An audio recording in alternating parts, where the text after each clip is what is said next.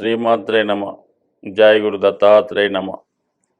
ఈ వీడియోలో మనం తులారాశి వారు జీవితంలో అదృష్టవంతులుగా మారాలంటే ఏ నియమాలు పాటించాలి, ఏ జాగ్రత్తలు తీసుకోవాలి అన్న విషయాన్ని మనం ఈ వీడియోలో పరిశీలించే ప్రయత్నం చేద్దాం.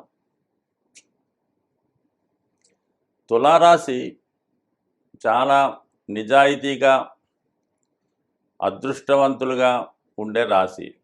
వీళ్ళు జన్మతానే అదృష్టవంతులుగా భావించవచ్చు. సో అలాగే వీళ్ళకి చాలా మొగమాటస్తులే ఉంటారు జీవితంలో. ఎవరు ఏది అడిగినా కూడా కాదనలేకపోతుంటారు.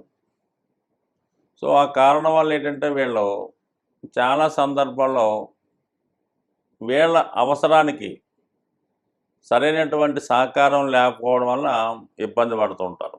అయితే వీళ్ళ అవసరానికి వీళ్ళు ఎవరిని కూడా ఏమీ అడగలేకపోతుంటారు. ఉన్నదానితోనే అడ్జస్ట్ అయ్యే మనస్తత్వం సాధారణంగా ఈ రాశి వారికి ఎక్కువగా ఉండడం జరుగుతూ ఉంటుంది. అంటే ఈ రాశికి శుక్రుడు రాశ్యాధిపతి. శుక్రుడు యొక్క అధిదేవత లక్ష్మీదేవి. సో ఈ కారణం వల్ల ఏంటంటే ఈ రాశివారు సహజంగా కొద్దిగా ఆర్థిక స్థితి బాగా ఉన్నటువంటి కుటుంబంలో జన్మించడం, అనూహ్యంగా వీళ్ళు జన్మించిన తర్వాత ఆ కుటుంబానికి కలిసి రావడం వల్ల వీళ్ళ బాల్యం అంతా కూడా చాలా వరకు చాలా గాఢంగా ఆనందంగా నడుస్తూ ఉంటుంది. అంటే మనీ విలువ తెలియకుండా కామన్గా పెరగడం వల్ల ఏంటంటే వీళ్ళకి జీవితంలో మనీ సేవింగ్స్ అంటే పొదుపు చేసుకోవడం అన్నది సాధ్యమైనంత వరకు తక్కువగా ఉంటుంటుంది. అంటే అవకాశంగా కావాల్సినప్పుడు వస్తూ ఉంటుంది. అవసరానికి వచ్చినప్పుడు అంత అవసరం వీళ్ళకి రాకపోవడం వల్ల ఇంచుమించుగా వీళ్ళ బాల్య దశ అంతా కూడా ఈ విధమైనటువంటి హ్యాపీగా నడుస్తూ ఉంటుంది. కారణం మనం పరిశీలిస్తే ఒకసారి చిత్తా నక్షత్రం 3-4 పాదాలు. ఈ నక్షత్రంలో జన్మించిన వారికి కుజదశతో స్టార్ట్ అయ్యి దాని తర్వాత వచ్చే రాహు మహాదశ. ఇంచుమించుగా 18 సంవత్సరాలు ఈ రాహు మహాదశ అంతా కూడా వీళ్ళకి ఈ విధంగా జరగడం వల్ల కొంతమందికి చిన్నతనంలోనే గొప్ప అనుభూతులు కూడా వస్తుంటాయి. కాబట్టి కొంతమంది మరి వాళ్ళు తొందరగానే డబ్బు సంపాదించాలనే ప్రయత్నంలో కొంతమంది పక్కదారి పట్టడం కూడా జరుగుతూ ఉంటుంది. మరి కొంతమంది అయితే జాగ్రత్తగా మరి ఈ రాహు దశలో దాని తర్వాత ఇమీడియట్గా గురు మహాదశ వస్తుంది. అంటే ఎప్పటికీ సాధారణంగా 20 సంవత్సరాలు దాటినంటే గురు దశ రావడం వల్ల ఆటోమేటిక్గా సెటిల్ అయిపోవడం జరుగుతూ ఉంటుంది. సో ఏదైనా వీళ్ళకి హెల్పింగ్ నేచర్ ఎక్కువగా ఉండడం, మనీ విలువ తెలియకపోవడం వల్ల సాధారణంగా మరి వీళ్ళకి డబ్బు విలువ తెలియకపోవడం వల్ల ఎంత ఎక్కువ సంపాదించినా కూడా ఎప్పుడు ఆదాయం పెరిగినా దాన్ని మించిన ఖర్చు ఉంటుంది. ఒక ₹1,00,000 జీతంతో లైఫ్ ప్రారంభమైతే 1,20,000 ఖర్చు పెట్టి ఉంటుంది జీవితం. సో ఈ విధంగా ఉండడం వల్ల వీళ్ళ ఆదాయంతో పాటు సాధారణంగా ఈ అప్పులు లాంటివి కూడా పెరుగుతూ ఉంటాయి అన్నమాట. అందుకని ఏంటంటే వీళ్ళు సాధారణంగా ఏంటంటే సేవింగ్స్ అన్న ఇంపార్టెంట్గా ఈ రాశి వారు చేసుకోవడం మంచిది. కనీసం ఒక 20% 30% అన్న డబ్బు దాచుకోగలిగితే వీళ్ళకి మిడిల్ ఏజ్ రాబోతులకి అనూహ్యంగా చాలా మంచి డెవలప్మెంట్ అవ్వడం జరుగుతూ ఉంటుంది.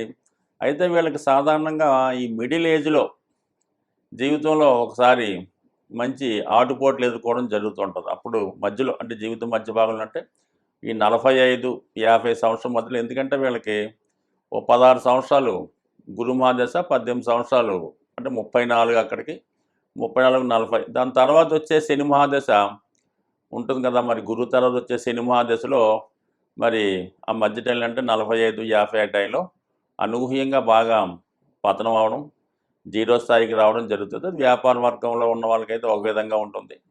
ఉద్యోగస్తులకైనా తప్పనిసరి పరిస్థితుల్లో అప్పుడున్నటువంటి స్థితిని బట్టి ఏదో విధంగా ఒక అనూహ్యమైనటువంటి పెను తుఫాను ఎదుర్కోవడం వల్ల జీవితంలో స్ట్రగుల్ పడడం జరుగుతూ ఉంటుంది. అంటే ఈ నక్షత్రం రాశిలో ఉన్నటువంటి నక్షత్రం ఈ స్వాతి నక్షత్రం కూడా దీనికి రాహు అధిదేవత అవడం వల్ల ఖచ్చితంగా జీవితంలో ఒక జర్క్ ఇవ్వడం జరుగుతూ ఉంటుంది అన్నమాట. ఒక స్ట్రోక్ ఇచ్చిన తర్వాత మళ్ళీ జీవితంలో సరిదిద్దుకొని మళ్ళీ ఉన్నత స్థాయికి రావడం జరుగుతుంటుంది. కాబట్టి ఈ మిడిల్ ఏజ్లో వచ్చినటువంటి పెను తుఫాన్ అంటే ఇంచుమించుగా 40-45 అనుకుందాం, కొన్ని 50 అటు ఇటులో మరి అది దాటగలిగితే దాని తర్వాత చాలా అదృష్టవంతమైనటువంటి జీవితం రావడం జరుగుతూ ఉంటుంది.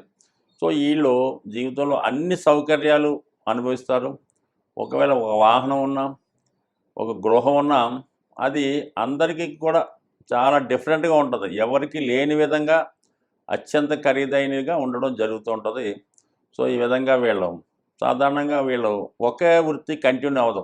జీవితంలో ఒక వృత్తిలో స్టార్ట్ చేసి అనూహ్యంగా అది రాజకీయ రంగంలోకి కానీ సేవా రంగంలోకి వెళ్తూ ఉంటారు. బట్ ఏదైనా వీళ్ళు జీవితంలో ఎక్కువ చేయవలసింది వీళ్ళ సేవింగ్స్ ఎక్కువ పొదుపు చేసుకోవడం మంచిది. దాని తర్వాత ఏంటంటే మరి వివాహ విషయంలో కొంతవరకు వివాహం తర్వాత ఎక్కువ అభివృద్ధి రావడం చాలామందిలో కనబడుతుంటుంది.